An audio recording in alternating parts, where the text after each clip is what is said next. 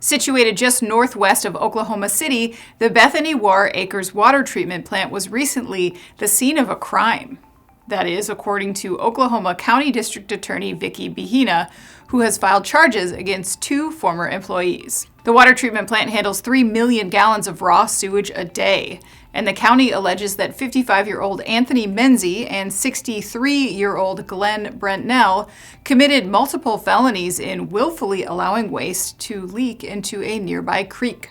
According to reports, regulators responded to a complaint in 2022 where they discovered improperly treated and raw wastewater had been pooling near the plant and then flowing into nearby Bluff Creek. Witnesses pointed to the 2 suspects, and Menzie reportedly admitted to falsifying lab records in order to downplay fecal contamination levels, something he says he was instructed to do by Brentnell, the plant manager. A report in the Oklahoman points to ongoing problems with the facility between 2020 and 2022, including non-compliance as well as problems with the wastewater management system. These issues led to at least 4 notices to be issued to the facility. The state's Department of Environmental Quality alleges in court documents that after an emergency order was issued, the agency learned that there were no personnel on site at the facility and that the doors were locked. Shortly thereafter, in late 2022, Brentnell is said to have abruptly retired, though the suit says he claimed the issues in the notices were